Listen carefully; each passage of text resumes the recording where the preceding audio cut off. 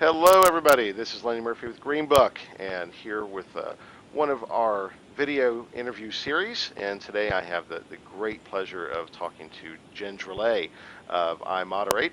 So, Jen, how are you? Good. How are you, Lenny? Good, doing all right. How's life in the Mile High City? Life in the Mile High City is good. We're getting excited about football starting tonight. Yeah, very cool. And you've got the Casro conference coming up there. We Um, do. yeah, so that'll be cool. There's a lot of buzz about how buzzed people may be at conferences in Colorado nowadays. So, sorry, I couldn't resist. Rightfully earned. We won't go there anymore, but it does give a whole new definition of Mile High City, doesn't it, though? Yes, it It does. does. Anyway, actually, that is interesting, though. So let's talk about that, because we're seeing more companies come, not the pot thing, about Denver, because we're seeing some really interesting companies coming out of Denver in the last few years, particularly those uh, in that same place that you are around technology and qualitative. Um, so, uh, First, why don't we talk a little bit about iModerate? Because I think you were first in that, and then if you have any thoughts on maybe what's kind of driving that cluster of thinking, that'd be great too. Sure. So iModerate found its roots here by virtue of its proximity to both the East and West time zones originally. That's how the founders ended up here, and it's a great place to call home. We really enjoy being here. I think I'll answer the back end of that question first and say that Denver's a really tech-friendly community. People are generally curious. They're doing a lot to foster entrepreneurship, which has been highly beneficial. So lots of access, lots of people coming out of California with funding to attract people to the space. So it's a really nice place to call home. People are excited to be here. They generally are active, which leads to, I think, productivity. So we really like being in Denver.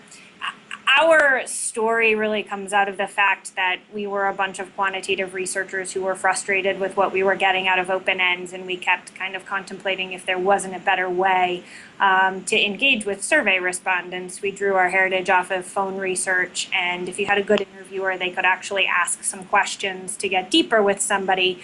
And that didn't always happen, but when we moved things online, it was sort of this, I'll take a survey, I'll slap it online and ask people to fill in the boxes. And respondents got increasingly smarter about what they could put in those boxes. And so we said, well, what if we could talk to them?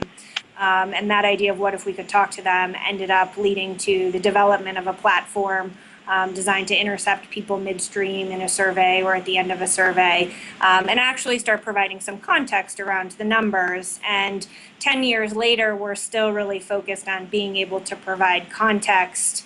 The numbers have changed because the market has changed. There's bigger data sets that exist today. More and more KPIs have become ingrained in how corporations work, and some of those are coming off of traditional surveys, and some of them are driven from other places. But our goal is really to bring the voice of the consumer to either the researcher or the end client direct. So, 10 years, has it really been that long? That's pretty. As you said that, I thought, wow, it really has been. Because I'm around 2005 is when I first became aware of you guys, and we had some conversations in what 2007, 2008. Even about me potentially joining you at that point, which you're probably really happy that didn't happen. Um, um, but that was so you guys were very early in the idea of providing online, of taking some aspect of the qualitative paradigm and making that an online model. What have you seen happen in the marketplace since then? I mean, I think then you were probably like pariahs, and and what? No, what are you doing? But yet now, obviously, you've done very well with that. So, what's that journey been like over the last 10 years? Well, we don't have to ask people at trade shows anymore if they do online research as the qualifier to know if they should even be anywhere near our booth and our idea. But it's come a long way. I mean, people have shifted what they're willing to accept. How respondents are being engaged, where they're coming from has obviously really changed. as well as the familiarity that respondents have. You think about Facebook is a good example of how it's aged over time in its community. Now to interact with a 70-year-old over an instant messenger type tool to extract information from them does not feel nearly as foreign as it did 10 years ago. And I think there's just much greater acceptance of online methods as being legitimate, and there's what I would consider perhaps a renaissance for qualitative research, and online researchers are benefiting from that because people really want to talk to them, and the barriers in the past have always been getting out and being able to do that. And focus groups had better benefit because you could talk to 12 people in an hour versus one person. But online one-on-ones have really helped people scale and break down the barriers to get to those people. And if you only need to talk to them for 15 minutes to get what you need, you can do that. But if you want to spend an hour engaging with them, you can. And moreover, people are extraordinarily giving with their time and being able to, share their lives with you. You can see images with them of what's going on, how they're utilizing a product, what symbolizes family for them or makes them happy, and all of that context just rolls up to a much better story than I think researchers used to historically be able to get, and certainly we're getting when we started 10 years ago. So around the time that you guys looked at the value of the online one-on-one, we also saw the beginning of the explosion around communities as well. Same neighborhood in thinking about the value of that individual engagement, obviously a very different approach. How has that, as you've seen communities really explode with lots of different players, there's not many players in your category. You're kind of the only one, actually, that I'm aware of. But we've seen tons of community companies emerge. How have you maintained that focus and communicated clearly to clients the value of the individual interaction versus the community, and or how have you integrated with some of those community players as well to give that more one-on-one? Has that happened? Yeah. So from staying true to our heritage, I mean, the one-on-one was really foundational. We felt like the community can answer a lot of questions that one-on-ones can't. And so in many ways, they're complementary to clients' needs. Overall, when you sort of take a broad look at what might they need to do, is it something where you want to fuel groupthink and collaboration, where respondents can actually interact with one another. But there are a lot of things that, you think about, these are decisions that people make independently, or they're not comfortable talking about. We talk a lot about financial decisions, caregiving, people's beliefs about politics and or current issues that they may be reluctant in a group to share if they feel that anyone is judging them. So we sort of look at it as there's a need for both of them. We also feel like in the community space that there are a lot of players who've carved out unique niches with that, be it proprietary panels that they can interact with, the communispaces of the world, and some of these more instant communities that are popping up like a gut check. And each of them answers a unique need in that space. But I think one of our benefits and sort of what makes us stand out from others is that we figured out how to scale the conversation and how to make that work. So as much as we have technology, we've also built a service around it and allowed that to work for us, be it in the confines of a survey or in a more standalone initiative. Okay. So since you've carved out that specific focus area of the online IDI that I think most commonly is applied within the survey context. At least that's certainly a big part of your business, right? Yes. And we're seeing the shift in surveys now into the micro-survey model, mobile, globally scalable, since online penetration is now virtually universally ubiquitous, particularly through mobile. How has that impacted your business, or how's it going to? Sure. So the devices are, people shift towards other devices, towards tablet into mobile, and how they're using technology in their lives is certainly something we're aware of and pay close attention to. We recently upgraded our platform, and one of the big things was having to have an interface that worked with mobile, which 10 years ago we certainly weren't giving any thought to. part of what that demands is some flexibility. So we used to really focus in on talking to people live in a very comprehensive fashion. And now, much like micro surveys are starting to gain traction, we're starting to look at, are there snippets of information we can collect over a couple of engagements with somebody and marry those together to tell the story? Do we need to do we need to adjust how we're asking questions? I think one of the things that we look into the future and say, what will be the role of video text, for example, and being able, will we just look at our smartphones and talk something into it and I'll be able to see you, and taking that in as a form of engagement versus just the text base. So we're starting to look at how we blend that together. Being able to capture respondents in the moment with things like geofencing changes the game, because they're not just focused exclusively on you as a way of punting off work or zoning out in the evening on their computer. So we're shifting how we ask our questions. We're shifting our expectation with our clients around what we can get from that. But I think there's still a lot of power in how you blend all of those threads together to tell that story. And it's in essence putting a modern face on what's going on. To address the global question, we've been doing work globally for quite some time.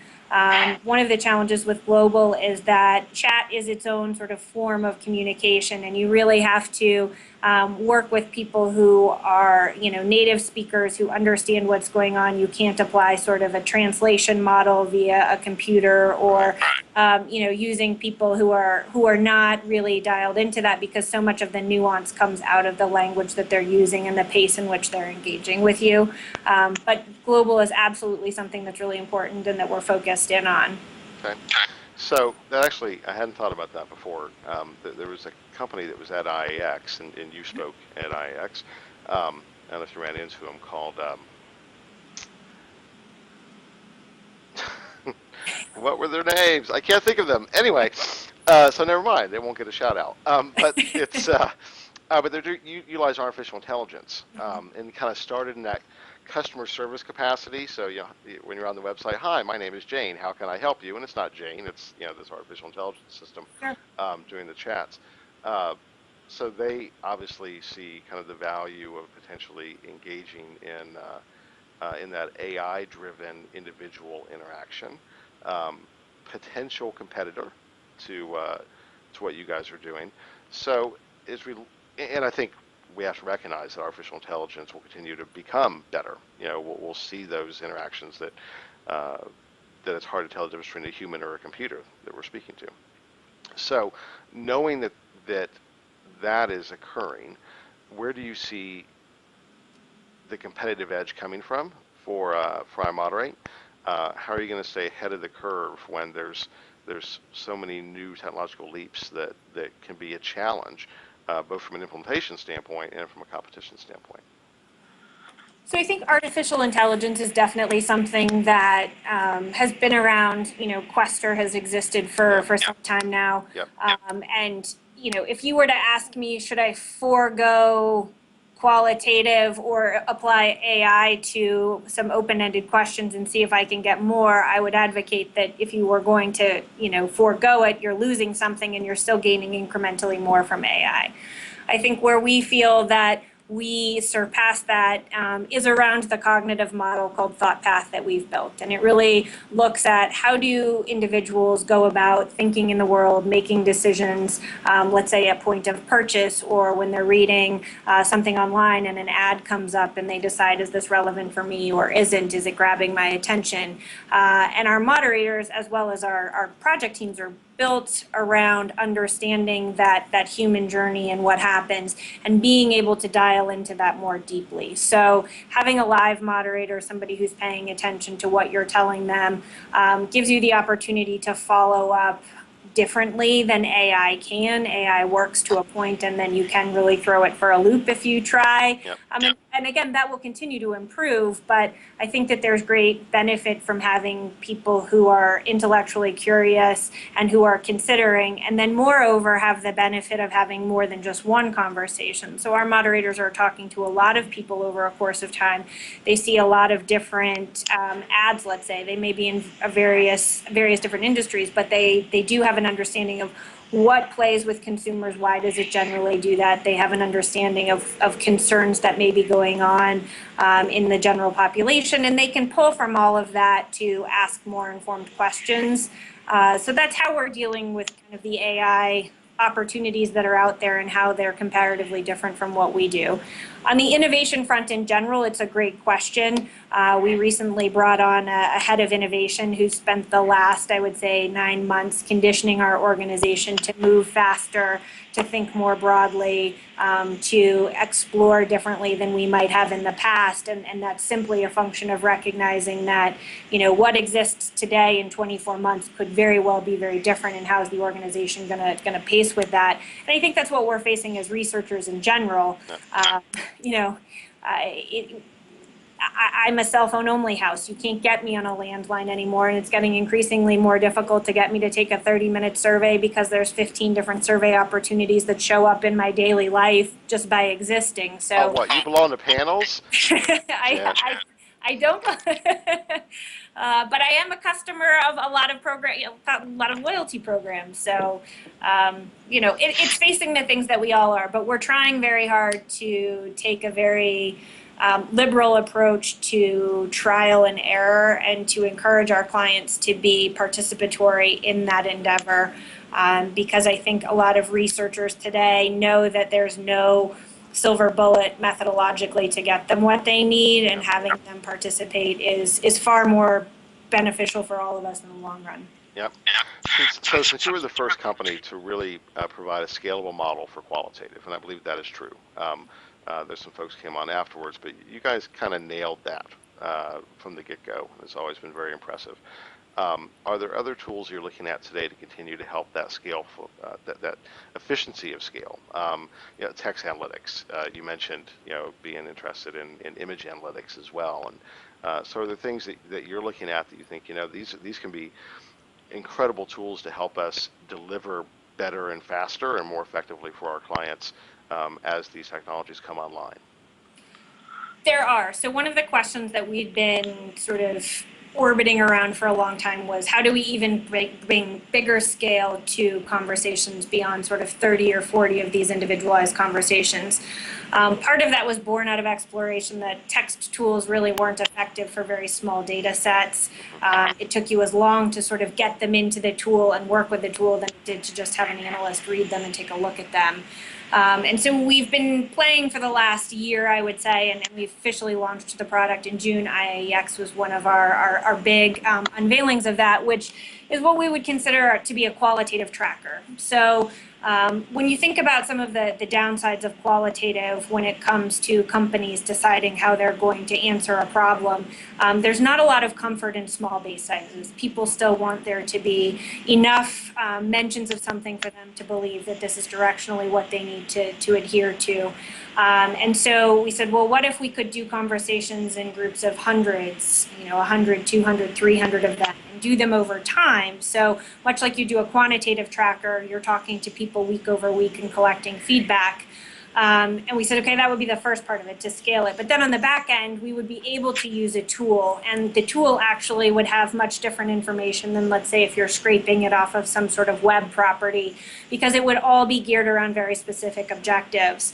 So our Qual tracker is designed to kind of blend that to allow customers to understand audiences better and how they're behaving. If you think about how people watch TV today, right, that industry is moving so quickly that to take a traditional research approach with that is difficult, because 6 months from now, if you create a segmentation, you're not going to have the same segments because there's new technologies and people are viewing things differently. So our goal has been to understand what you can do with large quantities of qualitative information and things like text analytics to be able to get past human research bias from an analytical standpoint, and to see, are there correlations that exist within data sets that we didn't see before. We're using consumer confidence as a proxy. It's been our own test that we started at the beginning of the year. And it's been remarkable to see what we've been able to uncover on a national basis. People are aware of how things are trending in the economy, but when you really start to talk to them and understand how relevant the local level is to what they're feeling, and if they see cranes on the horizon, And that middle class is something that people they take themselves, and whether you're on the low end of that spectrum from an economic standpoint or the high end, we sort of as Americans have this very strong proclivity to want to be in the middle class because it's a sign of upward mobility. All of that has been a result of having these consistent conversations week over week and then putting them through a tool that allows us to see that story not only more efficiently, but to tinker with how are things related. And that's where we're optimistic that this will help clients solve some of the problems that their quantitative research has presented for them over the time. They see numbers, they know why they're moving, or they know they are moving, but they don't actually know why they're moving, and how do they start to get below the surface there to figure that out. And qualitative is a great way to do that, but if you can't do it without scale to sort of say this isn't an anecdotal story, it's very difficult to bring that to the boardroom. Yeah, no, that's very cool, Jen. So there's some conversations I've been in with some clients over the last year or so, particularly on the idea of trackers and the model that's being bandied about, Rob. So there's this holistic idea. Excuse me. But from a methodological standpoint, seeing how do we merge micro surveys with social media analytics, and they still come to that point where okay, we can do that, but we're missing. So your solution of kind of the longitudinal tracker will enable them to get to that missing piece of the why that we're not necessarily going to be able to get through the micro and the social. That's fantastic. Is that the use case, or are you getting traction of clients thinking along those lines? We are getting traction around how people want to use it. For some, there are some exploratory audiences that they want to potentially move into that they don't know a lot about. For some of them, it's addressing shortcomings in traditional tracking and some of the social data that they're seeing. We have, others who are generally interested in being able to understand how the market is trending. And one of the examples we've batted around a lot in our organization is, how did a company like Chobani just come in and sweep the market as quickly as they did? I asked that too because I hate it. The Greek yogurt. Anyway, go ahead. Sorry. But they really it overturned the market giants who had owned that portion of the dairy case. And the question is, could you have had the foresight to see that coming if you had been regularly engaging with people to understand some of the choices that they were making and why those were so near and dear to them? So ad hoc research is certainly something that's not going to go away. We believe that there's going to, continue to be a large portion of our business that's derived from that. But I think clients are looking for new ways to engage and to use consumer dialogue as a way to help them get further down the road than they are today with their strategic initiatives. Right there with you. There's one of our corporate side clients on the Gen 2 side of my business, a very large global CPG company that is we're helping them identify potential new vendors and new techniques. What drives home for them is that they want to be close to the consumer. And so they understand the scale and efficiencies of Quant and support that, but they want that closeness. They want that individual interaction. And you're one of the solution sets that you think about to enable them to do that. So whoever's listening to this, she's absolutely right. This is happening. There's big companies that are making those shifts, so that's fantastic. So you guys are, at least traditionally, have been kind of client agnostic, right? I mean, you work with research suppliers and you work with end clients directly. Is that still the model that you're gonna enable success for either of those players? It is still the model. So, a large portion of our business comes from the research channel. Some of that is driven by end clients pushing down on their partners and saying, this is the type of approach that I'd like. And we see that with our hybrid methodologies that often they'll say, we'd like this to happen. When a research company when they see that be successful, an analyst will then say, hey, I got something out of this that I wouldn't have otherwise. I'm going to build it into future projects that I have.